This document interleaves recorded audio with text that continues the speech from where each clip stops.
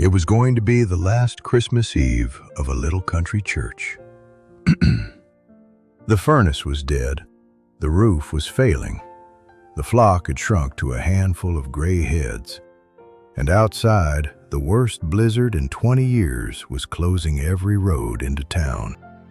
Inside, young Reverend Thomas lit the last of the candles for a service almost no one would attend. He was tired and out of hope. He did not know that a stranger was already walking through the storm toward his door. When the church doors finally blew open, it wasn't a familiar face standing in the snow. It was a man no one had ever seen, kind eyes, a snow-dusted coat, and a smile that seemed to carry its own light. For nearly 100 years, Bethel Chapel had stood at the edge of a small farming town, a plain white church with a crooked steeple and a bell that rang a little flat. Generations had been baptized there, married there, and laid to rest in the little yard out back. But the town had been dying for a long while now. The young people had moved away to the cities, the farms had gone quiet, and the church that once overflowed on a Sunday morning had dwindled year by year until barely a dozen faithful souls remained. The furnace had given out in November, the roof leaked in 3 places, and that autumn, with a heavy heart, the church board had made the decision no one wanted to make. After the Christmas Eve service, Bethel Chapel would close its doors for good. The weight of it all had settled onto the shoulders of one young man, Reverend Thomas, the chapel's pastor, barely 30 and already worn thin. He had come to Bethel full of fire, certain he could save it. He had tried everything, bake sales and letter writing, prayer vigils and desperate phone calls to the bank. None of it had been enough. Now, on the afternoon of Christmas Eve, he sat alone in the freezing sanctuary, staring at a small pile of bills he could not pay, and he did something he was ashamed of. He stopped praying. He simply put his head in his hands in the gathering dark and told God quietly that he was out of hope. Outside, the wind was rising. The first fat flakes of the coming blizzard had begun to fall. And somewhere out on the white and empty road, a pair of headlights was slowing to a stop. By 7 o'clock, the faithful had gathered, all 11 of them. There was Miss Eleanor at the organ, 84 years old, who had played every Christmas Eve service at Bethel for more than 60 years, her fingers stiff now but sure. There were the Hendersons and old Walt, and the young widow Sarah with her little boy Danny, who was 5 and had lost his father that spring. They huddled together in the front pews, close to the guttering candles, because the church was so terribly cold. Reverend Thomas stood before them and tried to smile. He would not tell them tonight that it was ending. Not tonight. He opened his worn Bible to the old, familiar words, and there were shepherds abiding in the field, when suddenly, with a great gust of wind and snow, the heavy wooden doors at the back of the church blew wide open. Every head turned. Framed in the doorway, against a swirling wall of white, stood a man none of them had ever seen. Snow clung to his dark coat and his plaid scarf. His cheeks were red with cold. His car, he explained, apologizing, had slid into a drift a mile back down the road. He'd seen the light glowing in the windows and walked the rest of the way. Could he trouble them, he asked, to wait out the storm? Reverend Thomas hurried to welcome him, ushering him toward the front where the candles gave off what little warmth there was. And as the stranger stepped into the light and pulled off his snowy gloves, something in the whole room seemed to shift. It was his eyes, bright and merry and impossibly kind. And when he smiled down at little Danny, who was staring up at him, the frightened boy did the thing he hadn't done in months. He smiled back. The strangers settled quietly into a pew as the service went on, but the strangest thing began to happen. It was as if the cold couldn't quite reach the place where he sat. When Miss Eleanor's arthritic fingers stumbled on the organ keys, he began, ever so softly, to hum along. And his voice was so warm, so full of gentle mischief, that the others found themselves humming too. When little Danny grew restless, the man leaned over, and with nothing but his hands and a few silly voices, made a shadow puppet donkey bray on the wall. And the boy laughed out loud, a bright, ringing laugh that echoed through the old church like a bell. Sarah, his mother, put a hand to her mouth. She had not heard that sound since the spring. And Reverend Thomas, watching from the pulpit, felt something he had almost forgotten how to feel. He felt warmth. When the last hymn had been sung, the stranger did something unexpected. He rose and gently, almost shyly, asked the young pastor if he might say a few words. Reverend Thomas, hardly knowing why, stepped aside. The man walked to the front of the little church, and he looked out at the 11 weary, hopeful faces, and he began, not to preach, but to tell a story. He had a voice like no one there had ever heard. It could be a whisper and a whirlwind, an old man and a small child, all in the space of a single breath. He told them of an innkeeper long ago who believed he had nothing left to give, no room, no riches, nothing at all but a cold and humble stable, and how that one small, reluctant kindness had ended up sheltering the whole world's hope. As he spoke, the little church fell utterly silent. He wove that ancient night together with their own, the empty rooms, the failing light, the feeling of being too small and too poor to matter to anyone. And then, with tears standing in his own bright eyes, he told them the thing they most needed to hear. That God has never once measured a gift by its size. That the smallest candle defeats the darkest room.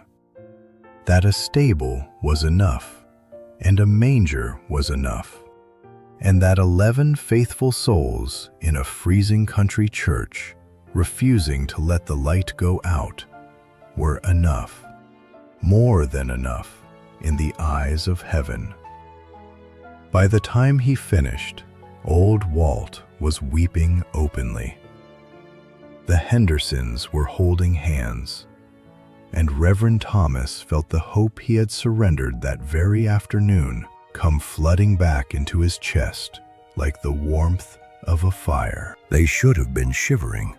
The furnace was dead after all, and the storm outside was howling now, rattling the old windows in their frames. But not one of them felt the cold. It was as though the stranger had carried his own warmth in with him and simply given it away, freely, the way you'd share your coat with someone caught out in the rain. Miss Eleanor, at the organ, struck up Silent Night, and this time her fingers did not stumble once.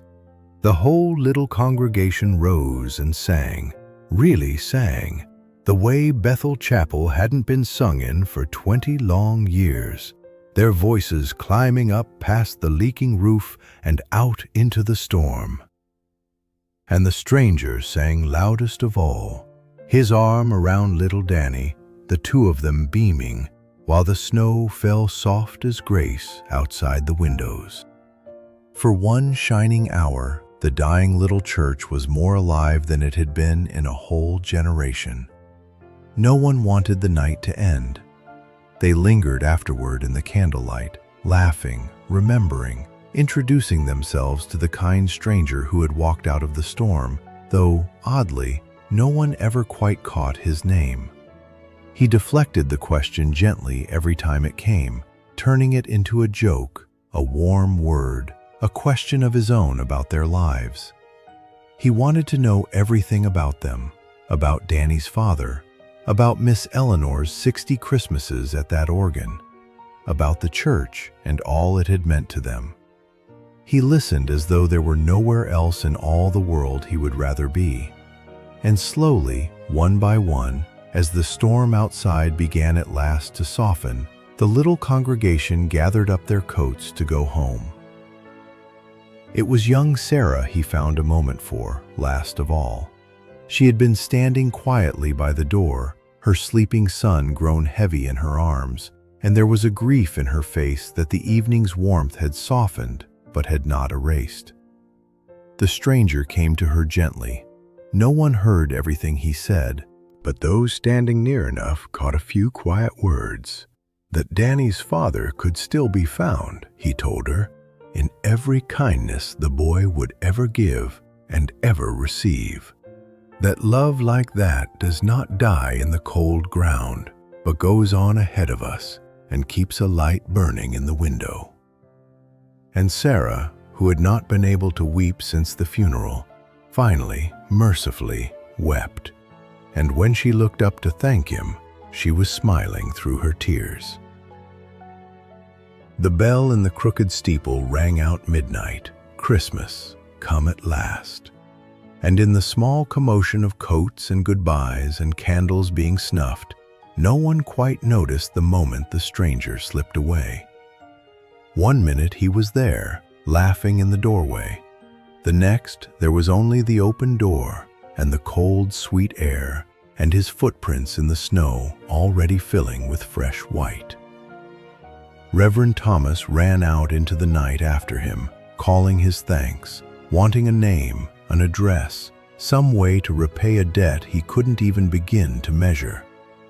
But the road stretched empty in both directions, white and silent under a sky that had, at some point, cleared to reveal a great spill of stars. The stranger was simply gone, and where his car should have been stuck in the drift a mile down the road, the townsfolk would later swear, there was nothing at all. That should have been the end of it, a beautiful memory to carry into the church's final darkness. But Christmas morning brought something none of them could ever explain. The telephone rang in the parsonage before the sun was fully up.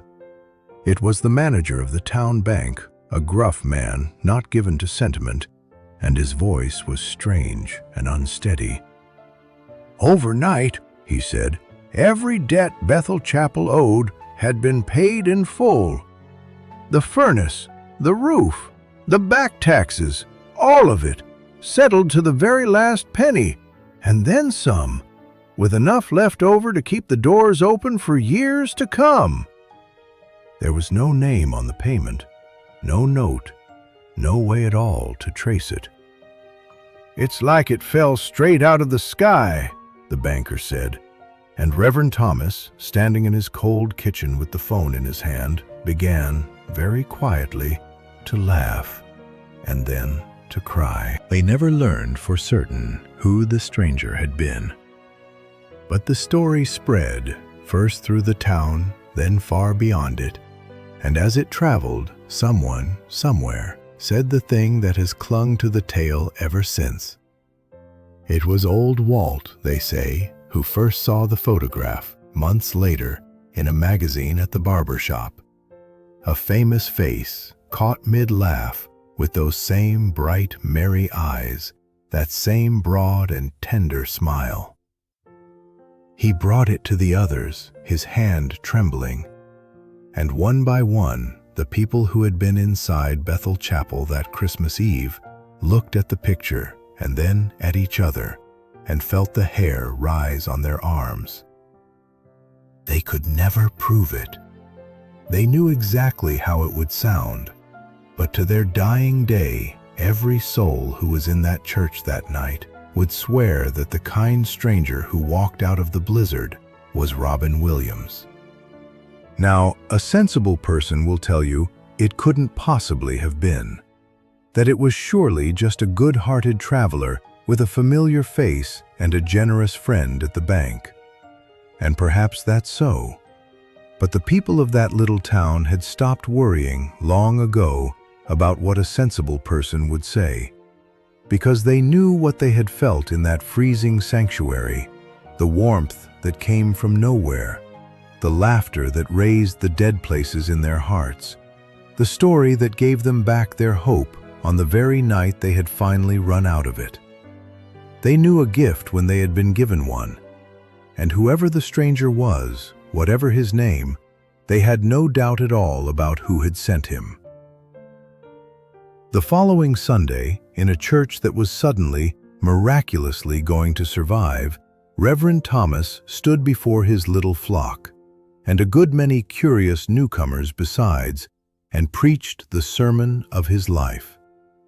"We prayed for a rescue," he told them, "and we imagined it would come with thunder. But God, in His mercy, did not send us thunder. He sent us a stranger in the snow. He sent us laughter when we had only tears, and a story when we had lost the plot, and warmth when the fire had gone out. Friends, I believe with all my heart that the man who came to us on Christmas Eve was touched by the very heart of God, and sent to remind us that no one, and no church, and no single soul is ever quite as forgotten as it feels." And the whole congregation said, "Amen." Bethel Chapel is still standing today. The furnace runs warm all winter long now. The roof is sound. And the bell, still a little flat, rings out clear on Christmas Eve when the church fills up, every seat taken, with people who come from miles around just to hear the story of the stranger in the storm. Little Danny is grown now, with children of his own, and each year he tells them about the night a kind man made him laugh and gave his mother back her smile.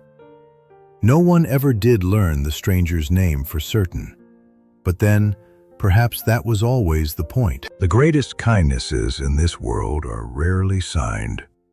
They come quietly on the coldest nights, to the people at the very end of their hope. And they ask for nothing at all in return, but that we pass the warmth along. So this Christmas, and on every cold night still to come, remember the little church that would not let its light go out, and the stranger who walked out of the storm to keep it burning. Maybe you are that church tonight, tired and out of hope. Or maybe you are meant to be that stranger for someone else out there in the snow. If this story warmed your heart, do a kind thing for us in return.